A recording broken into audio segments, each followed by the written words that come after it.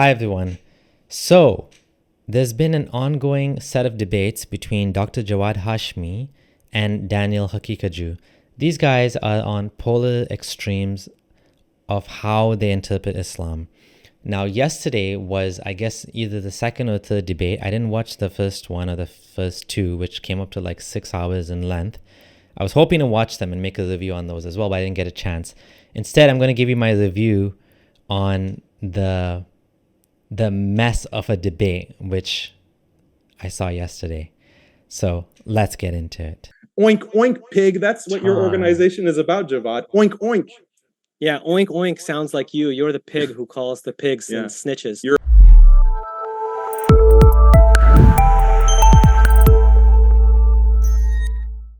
So to begin, who is Dr. Javad Hashmi and who is Daniel Hakikaju? Well, if you don't know, Javad Hashmi is an academic and he studies Islam and he's written some papers on it, and he's also a physician in his other life. Daniel Hakikaju is someone that has become pretty popular over the last few years, and he's gone more and more extreme in his views, gathering a larger and larger audience. So Dr. Javad Hashmi is an intellectual and an academic, and he studies Islam at Harvard. And Daniel Hakikaju is a self-proclaimed Muslim, I guess, teacher, and he's an online debater and whatever, right? And he has garnered quite an audience over the years by becoming more and more extreme and punching up at other popular mainstream imams, calling them misguided and hypocrites and whatever. Obviously, I'm going to take sides here. Out of the two of them, who do you think I would prefer? Well, clearly, I would prefer the one that would allow me to be alive. This is why you can never trust a Murtad. This is why Sharia is what it is. So you can clearly see whose side I'm on. That being said, I'm not a huge fan of Jawad either for the way he conducts himself online, and the way that we've interacted in the past has clashed. So let's take a look and see how Jawad started the presentation. Okay, so thank you very much. So the first thing I want to state is that I didn't actually want to do this debate. I wanted to do the debate that we had 2 weeks ago, which was an intellectual debate, not one where we engage in ad hominem attacks. But unfortunately, Daniel insisted on this debate, and so here we are, and it's unfortunately going to get deeply personal. I just want to remind that I didn't start this. In fact, Daniel has attacked numerous or almost all of the major Muslim leaders, personalities, and organizations, and it's really, at the end of the day, just two people. It's Daniel Hakikaju and his wife, Khalid, or Ola. Ola is not some innocent third person here. She is part and parcel of the grift. She's the one who runs Al-Asna Institute, and they both benefit financially from the grift that they engage in. So Daniel wants to put MPAC on trial, but today I'm putting Daniel on trial. And the charges against Daniel are that he's an insincere grifter, extremist, racist, hypocrite, conspiracy theory kook, smear merchant, and serial liar. And nobody should take him seriously. You could not possibly pay someone to do a better job of being an agent provocateur and of making Islam look bad than Daniel. I don't think we need to claim that Daniel is literally getting paid by some secret agency, but he's certainly lining his pockets with his obvious grift.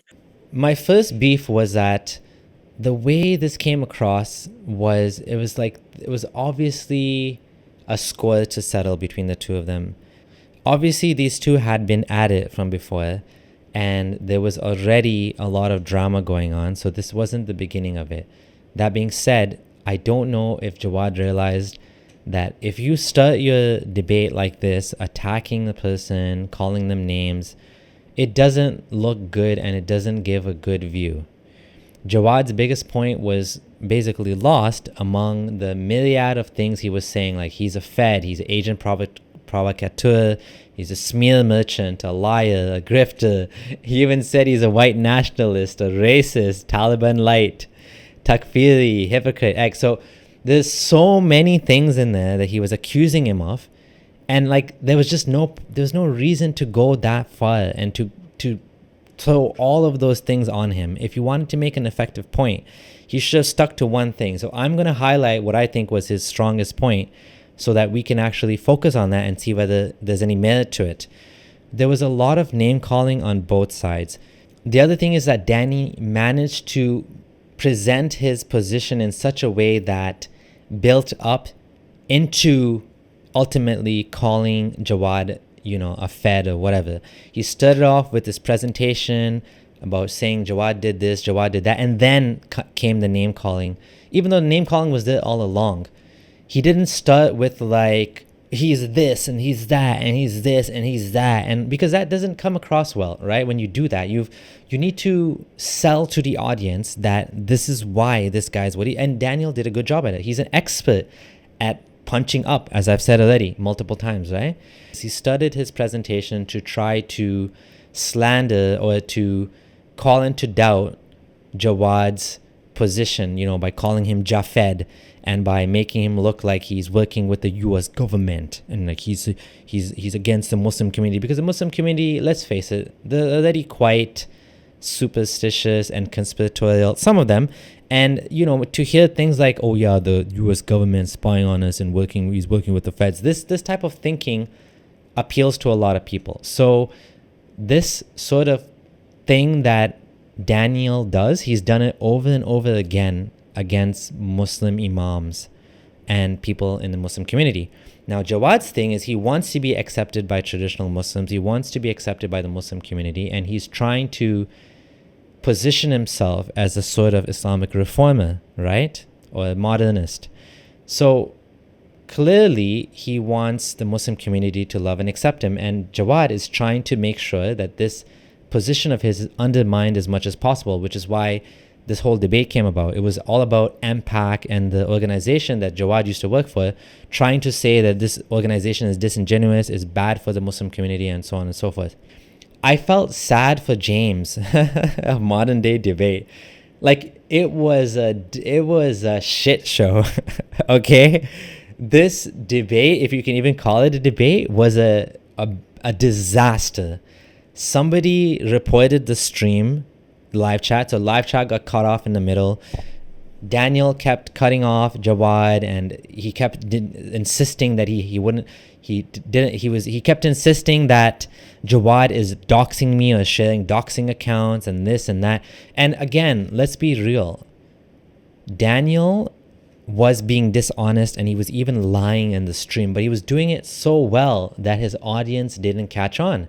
He said these things so confidently that unless you knew the truth, you wouldn't know he's lying, and unless you looked into it. You're going to post accounts that are doxing me, then I'm not going to show your screen. Gentlemen, I didn't dox anyone. What are you talking about? Who did I share that I doxed? That account is a doxing account. If you share that, I'm not going to share your screen. Okay, you're scared to do not. Okay, I hate to mute you guys, but what I'm going to do is... There was a lot of bad behavior in general on both sides, but Danny was probably worse of the two. He kept talking while he was muted to his own audience. He was dual streaming, so he was streaming on Modern Day Debate, and he was also streaming on his own channel, which had even more viewers, like over 1,000. And on his channel, he was hiding the slides that Jawad was showing. He didn't want to show the slides, and he was using these like petty excuses to not show them. And like I said, it's all about the audience and winning over the audience. So he was lying to the audience, saying Jawad is trying to dox me, so I'm not going to show his slides on my stream. So he was already manipulating his audience. While he was muted by Modern Day Debate, he kept talking to his audience. So while he was muted, he just kept going on and on talking to his audience, sometimes over Jawad, over James, when James was trying to straighten out the situation and deal with this disaster of a mess of a debate. So Jawad had to do this carefully. He had an argument, and his argument or point was that both Daniel and his wife are involved in this grift. So what he was trying to say was the cosplaying, the pretending to be these ultra religious fanatic, whatever, but they're not actually like that. And he found some evidence that was kind of damning, right? The evidence he found was that Daniel's wife had an Instagram account where she publicly had herself without niqab. So this is the type of thing what we call a red flag, where if someone is a niqabi, why would they have the Instagram with the face showing? Unless they're not actually niqabi. And there's been other examples of popular people online. I'm trying to think of there was also another one that happened in the past where there was this guy and his wife that were pretending to be super religious, but then people realized that his wife was actually posing even without hijab on Instagram, and they caught her through the fact that there was these two accounts, and these two accounts were like posting at similar times and even in the same location. They realized that this other account was actually this niqabi wife of this guy, which I'll show the name on the stream. I don't remember off the top of my head. So this is a red flag. This is actually good evidence. Now, of course, Danny didn't realize that Jawad had this, right? So he immediately started the lies. He said, oh, Jawad was going through my relative's Facebook. This was posted by maybe my aunt or my uncle, and I don't know, and this and that. But the fact is, it was literally his wife's account, and this was a public photo, cover photo of her account in hijab without a niqab, right? So he immediately started the attacks saying that, oh, Jawad is sleazy and slimy by getting my wife involved, and he's dirty by showing my kids on the stream. Now, Jawad was prepared for this, so he actually had blurred out the photo of both his wife and his kids. You could see that he has kids in the photo, and you could see that he had a wife in the photo, which is the niqabi wife that is also running Al Asna Institute with Danny. But he had already dealt with this by blurring it out, but Daniel wouldn't let it go, because again, the whole point of a debate is to win the audience, and this is exactly what he did. He hammered this over and over again. This guy's posting private pictures, and James, he didn't know what was going on, so he paused the debate and he said, let me look into it. Jawad sent him the link privately saying, look, it's public, and James confirmed, yes, this is public. So even though he confirmed that, Daniel wouldn't let it go, and he kept hitting him on the head over and over again, saying, you taking family photos, and you're a slimy person that's going into people's private stuff and posting this and doxing me and this. And in the PR battle, he was winning because he made it appear that Jawad was this like slimy guy. Whereas the reality is Jawad caught on to something that was problematic about the story that they're selling. Now, I'm going to tell you what I think later on about whether Daniel is actually an extremist or whether he's just pandering to the masses in order to get more clout. But we'll get to that. The other thing that was really interesting and surprising that Jawad found was that Daniel used to support LGBT, or he was excusing and apologizing, if just like these other imams. Take a look at this clip and see for yourself.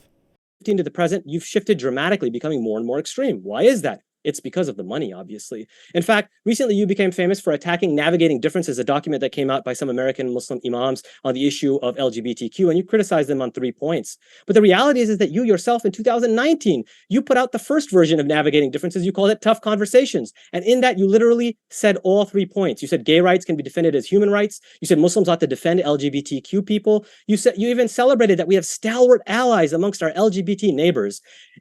Back then, you were saying that it's inappropriate to call gay people Qom Lut, and you said don't make fun of gay people.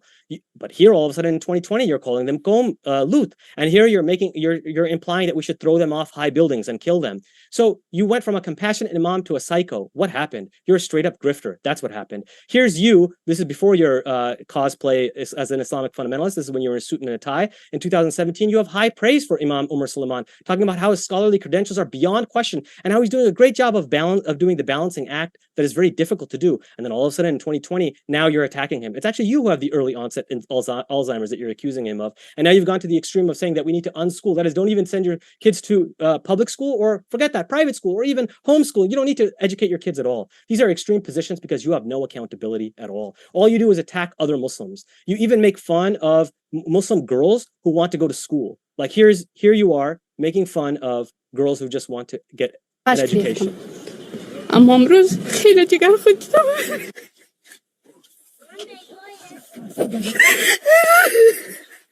Oh no, I can't go to school.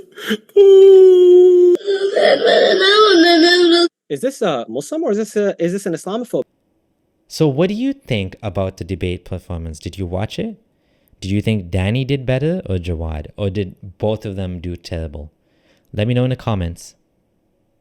So the problem here is that even though I was on Jawad's side, the whole thing was so toxic and it was so negative, and it's hard to take sides and to really feel that one side was doing better than the other when at the end of the day, it feels like a dick swinging contest, right? Between these two people. That's what it felt like. They were just like going at each other, right?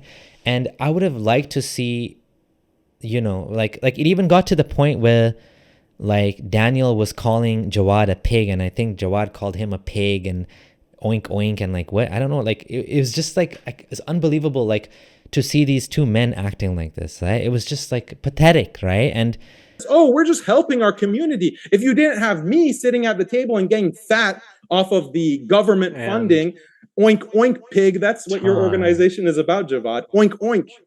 Yeah, Oink Oink sounds like you. You're the pig who calls the pigs and snitches. You're a pig, and you look like a pig. You're a right? pig. So, big insult, Javad. Really good. Yeah. Okay, let me speak down. Can you mute him? Can you mute him? As someone that's like either neutral or undecided, like when you saw this, you just wanted to tune out. I even saw on Daniel's stream that even some of the Muslims were like, what the heck is going on here? Like, what is this craziness, right? And to make matters worse, somebody reported the modern day debate stream. Most likely it was one of Danny's followers, because Danny kept saying, oh, you're doxing me. So someone reported the live chat. Now, I don't know what was going on in the live chat, and I don't know if someone was actually doxing Daniel Hakikaju or not, but like clearly like people were laughing about it in Danny's stream. And modern day debate, James, he had the stream open, so he was seeing the comments, and he asked Danny about it. He's like, these people, these guys, I'm not going to blame you for them, but are you excusing that this happened? Like, are you justifying that this happened? Right? And then after he said that, Danny said, guys, don't report the stream. Don't do that. But then Danny tried to make it seem that this whole thing was caused by Jawad, saying, oh, look, you had pictures of kids on the stream, and it's because of that. Well, first of all, the kids were blurred out. You couldn't even see they were kids, right? And second of all, YouTube wouldn't have been able to knock out the chat while the stream was going on just because there was a picture of blurred kids on the screen, right? So I'm a little bit confused myself as to the rules on YouTube, because what I read was not that. What I read was that if you yourself certify the stream is made for kids, which is based on a new US law legislation, if you set the stream as for kids only, YouTube will turn off the live stream comments and chat and all comments, period. But I don't think that's what happened here. I think literally someone reported the stream and the comments were shut down. It doesn't appear that it was Jawad's fault, but of course, Daniel kept saying, oh yeah, it was Jawad's fault the stream got shut down. Overall, Daniel appeared more calm, more collected. He was a master of winning the audience, and there were several gotcha moments as well that he had, where he demanded that Jawad read Ayatul Kursi. Of course, Jawad was not prepared for this, and as he admitted later on Twitter, he hasn't, memorizing was never his thing, memorizing the Quran or whatever.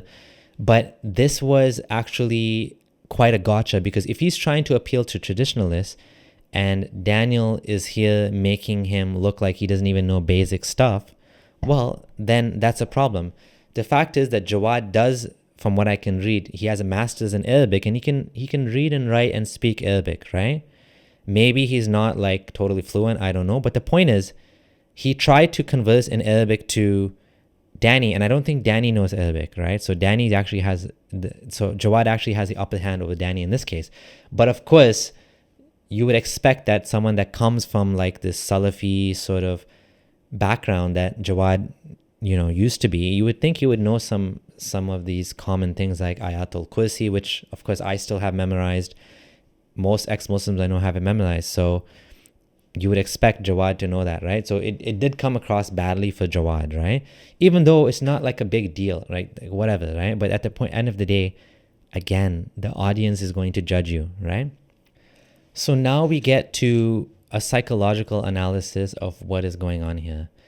We have to be cognizant that the more extreme a person's views are, the more polarizing they are, the more views and popularity they're going to get. And this is exactly what Danny has going for him. What he's done is he's appealing to the masses, the fundamentalists, and the people that, simple works well for them, right? So when you come across as like, oh, these guys are, all of these imams are like becoming weak-minded and they're appealing to feminism and LGBT, you have some young masses that will, like what you're saying and will latch onto you. And even when he showed up to challenge Dr. Sohaib Webb, he was there with like like a posse of young kids. It was almost funny, right? Like these are the type of people he appeals to. These guys who haven't lived the world much, and these black and white views appeal to them, and he's seen this, right? So what I'm not sure is, do we have like a sincere radicalization here, or do we have someone that is, altering his views for the algorithm, basically, right? Someone that is changing because he's getting views, basically a grifter, right? That's what a grifter is, right? To me, it seems less likely that he's doing cosplay, so to speak, that he's pretending to be this, fanatic, and he's actually buying into this himself. But you never know, right? I can't read his mind. I have no idea. The fact is, he's either manipulating his audience, right, him and his wife, in order to make money from this private homeschooling program he has, or whether to just, get more views and clicks, and he's doing this pretty well. I think Javad made a mistake by getting into this whole Asian provocateur and like, oh, he's a Fed, but he's not exactly a Fed. But what he's doing is this bad. It almost sounds like a conspiracy theory as well. But the simple enough point is that he's getting popular by this, right? And that's a good enough analysis, and I think Javad should have just stuck to that. I think that was enough to make a point, right? But also, he's trying to appeal to a Muslim audience, and so he has his own way, I guess, of doing things, and of course, as fast as he was talking, it's sometimes hard to digest what he's saying when he was just rushing. Whereas Daniel came across he spoke clearly and slowly and was easy to understand. In conclusion, I was disappointed with Jawad's presentation, and I was overall disappointed with the whole debate. I felt the whole thing was more like, an ego battle and quote unquote dick swinging contest, and there wasn't like a lot of value to me there. It was entertaining, and if you wanted to watch with your popcorn, yeah, sure, enjoy that, right? But overall, I was disappointed with it. Regardless, the story of how Daniel has grown into this populist Muslim leader / Dawa guy / YouTuber is actually quite an interesting one, and we need to keep an eye on this, because if Daniel gets his way, the world is going to be a much worse place. So we need to continue countering his views and support people like Javad that are basically poking holes in this narrative. The problem is fundamentalism to some extent always wins, right? In the sense that it's easier to digest black and white than gray, right? Gray is harder to convince people. So all the signs are pointing to the fact that this is going to continue getting worse over time. So let's keep an eye on it and see what happens. Thanks for watching my debate summary. If you're new here, do subscribe, like the video, leave a comment about what you thought about the debate. I'd love to know your views. Thanks for watching. This is your friendly ex-Muslim Abdullah Samir signing out.